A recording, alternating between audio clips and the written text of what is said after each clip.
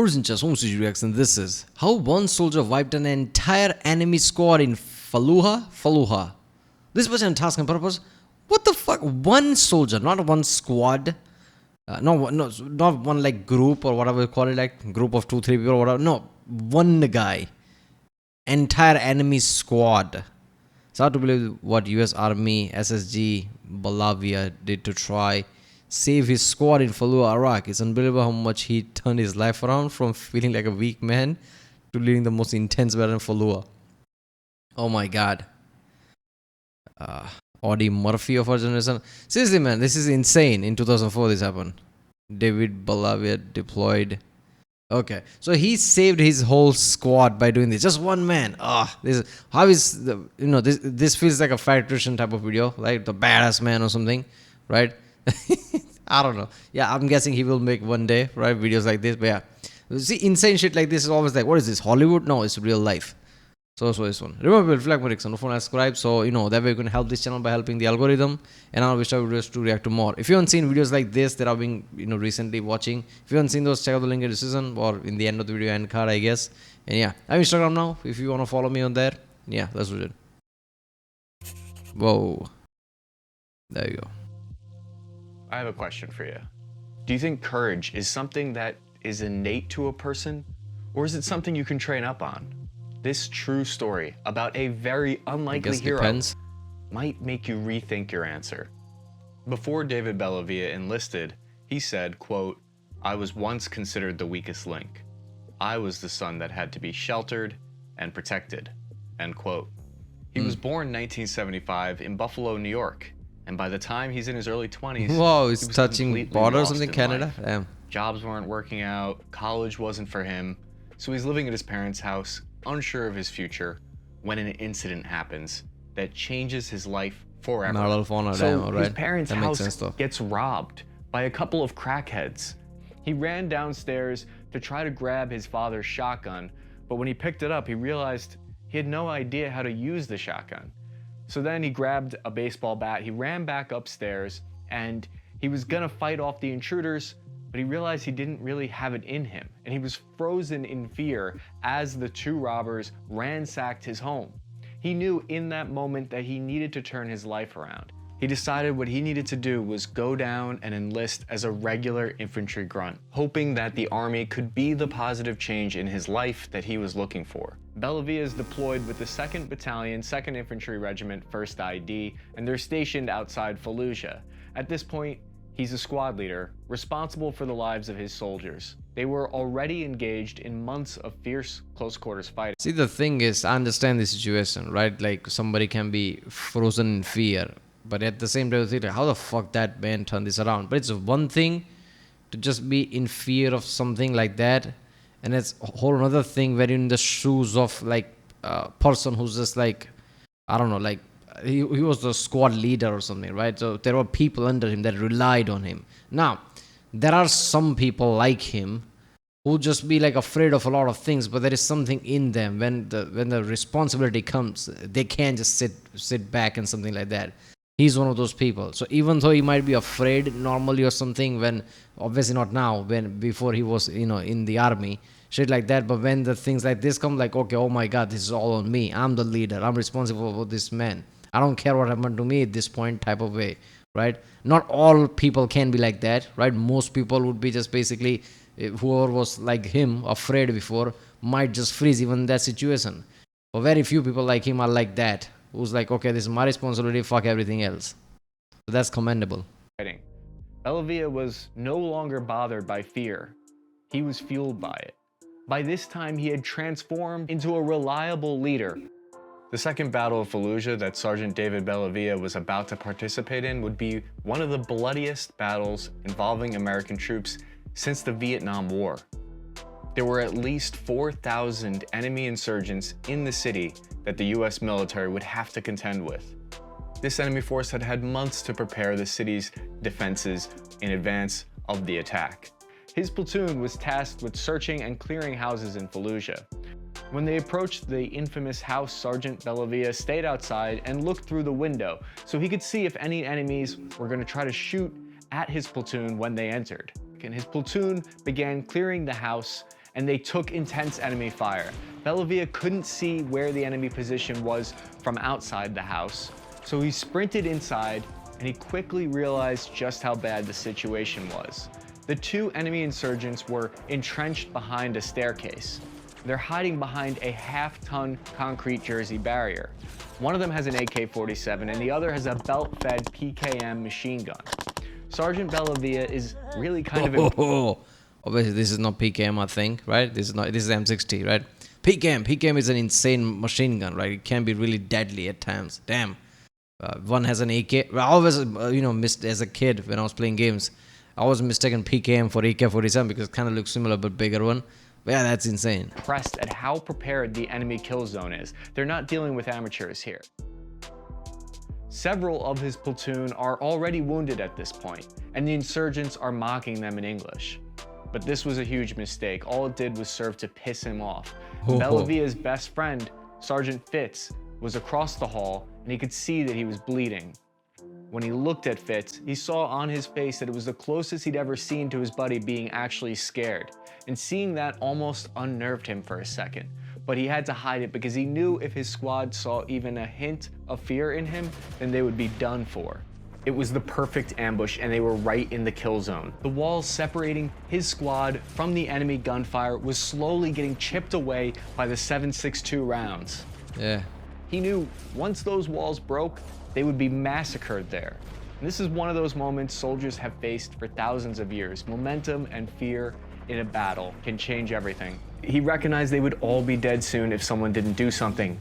He knows he can't throw a grenade in there because they could throw that grenade back. He knows they can't flank the enemy position because they're indoors and all entryways are cut off. So what he does is unbelievable. He has one of his teammates go and grab an M249 saw with a 200-round drum. And he tells his platoon to peel out and leave on his mark. And what he does is he steps out, directly exposes himself. He entered straight into the fatal funnel of the room, and he starts firing. He goes cyclic with the M249. And he expects them to shoot him right away because they've got the drop on him. But they're completely caught off guard and surprised by this insanely bold move that he pulls off.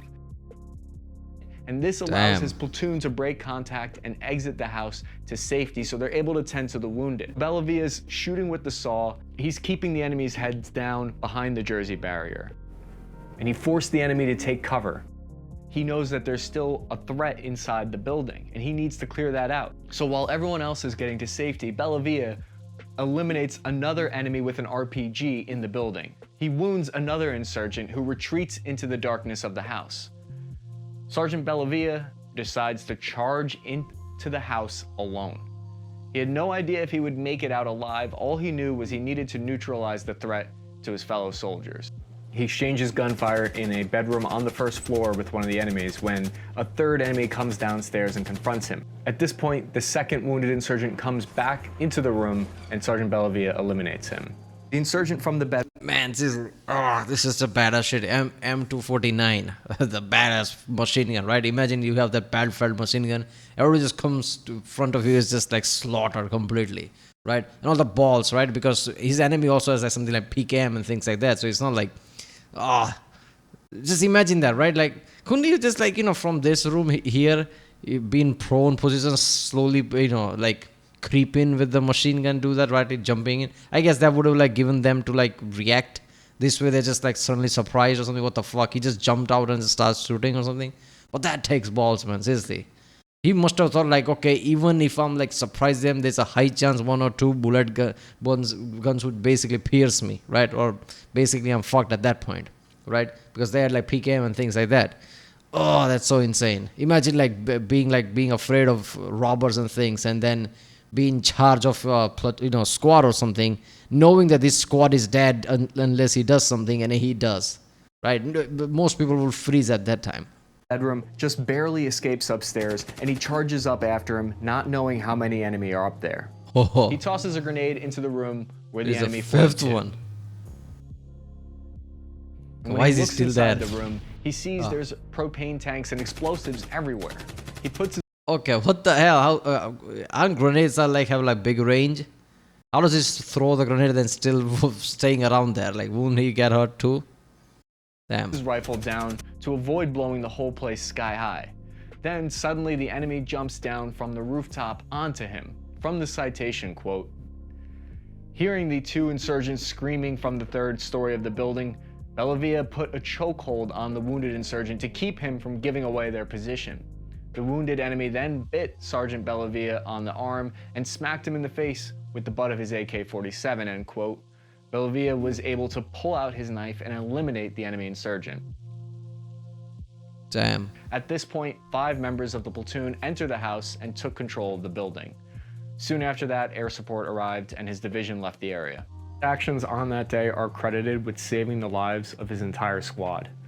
Originally, his actions earned him the Silver Star, but on June 25th, 2019, the President of the United States retroactively awarded him the Medal of Honor, making him the first living Iraq War veteran to receive it. Listen to this part of his amazing acceptance speech. "We have been honed into a machine of lethal moving parts that you would be wise to avoid if you know what's good for you. We will not be intimidated. We will not back down. We've seen war. We don't want war. But if you want war with the United States of America, there's one thing I can promise you, so help me God. Someone else will raise your sons and daughters." So no, I don't think a soldier is born with courage. I think they can find it along the way. He stepped into that role. He was able to fill those shoes, and he learned the skills that he needed to get where he wanted to be in life. And to me, that's an inspiration. I hope you guys like the story. Please share this video with someone you know that might like it as well.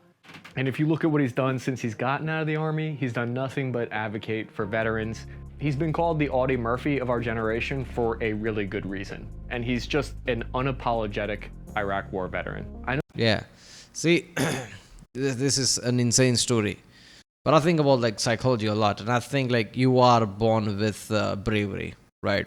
He just didn't know it. That's what it is. Because a lot of people wouldn't do what he did, right? Even in that situation, right? Not that because they don't care about it or something. They would just freeze. Like, it's really hard to put somebody else, even if they're like under your wing or something. It's really hard to put somebody else's like well-being before your, right? I mean, obviously scale matter. If like it's something like really big scale or something, people can do it. But if like your squad member, 3-4 squad members, even at that number, it's really hard for a lot of people to basically put their needs ahead of yours. Especially it's just like a sudden death type of scenarios, right? He could have easily been killed here, but he didn't. So he was brave always. It's just like robbery and things just triggered in him. He went to army and just like, he just found that courage from inside, right?